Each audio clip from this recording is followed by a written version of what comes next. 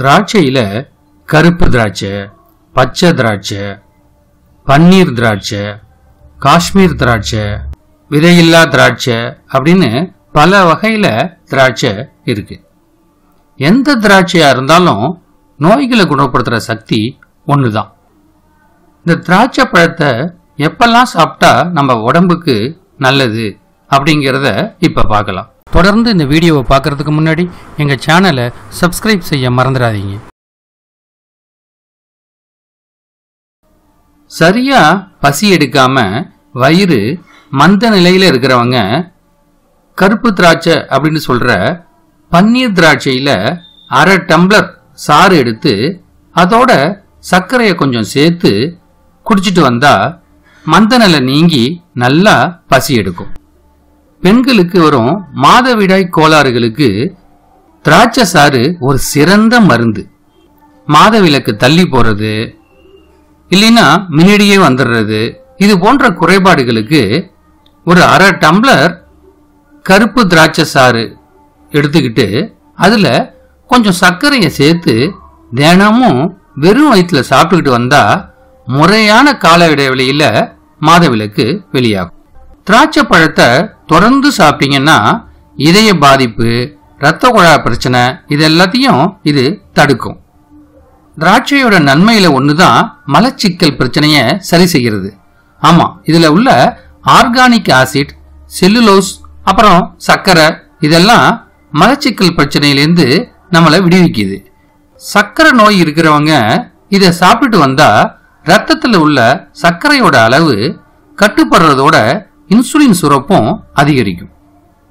திராட்சைக்கு நம்ம உடம்புல நோய் எதிர்ப்பு சக்தியை அதிகரிக்கும் சக்தி இருக்கு. இதனால உடல்ல எந்த நோயும் வராம தடுக்கணும்னா திராட்சை பழம் சாப்பிடுறது அவசியம். திராட்சையில அழற்சியை தடுக்கிற பொருள் இருக்கிறதால அது உடல்ல இருக்கும் நாள்பட்ட காயங்களை சரி செய்யும்.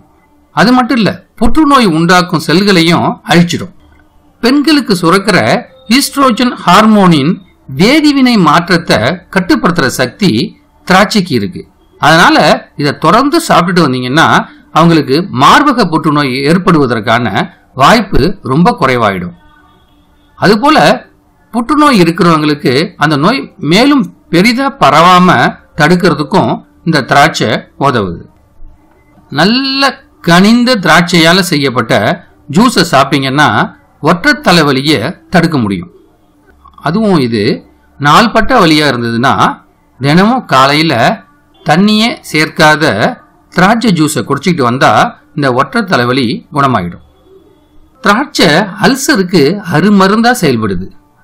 வயிற்று புண்ணு இருக்கிறவங்க இத வெறும் வயிற்றுல குடிச்சிட்டு வந்தீங்கன்னா அந்த வயிற்று புண்ணை ஆத்திடும். கர்ப்பிணி பெண்களுக்கு குமட்டல், வாய் கசப்பு இதெல்லாம் இருக்கும்.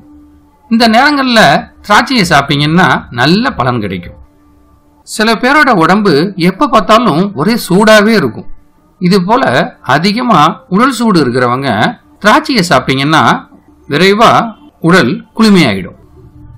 சூரிய கதிர்களிலிருந்து நம்ம சருமத்தை பாதுகாக்கிற ஆற்றல் திராட்சைக்கு இருக்கு. ஒரு கைப்பிடி அளவு திராட்சையை அரைச்சி அப்படியே முகத்துல பூசிக்கிட்டு 15 நிமிஷம் ஊற வச்சுட்டு முகத்தை அலசிடணும். இல்லைன்னா திராட்சைய பாதியா வெட்டி முகத்துல வச்சு 15 நிமிஷம் ஊற வச்சுட்டு அதுக்கப்புறமா லேசா மசாஜ் செஞ்சுட்டு முகத்தை அலம்பிடணும். இது நம்ம சருமத்தில் உள்ள இறந்த செல்கள் எல்லாம் நீக்கிட்டு சருமத்துக்கு பொலிவை கொடுக்கும். அது மட்டும் இல்ல, சருமத்துக்கு ரத்த ஓட்டத்தை கொடுத்து சரும சுருக்கங்கள் வராம தடுத்துடும்.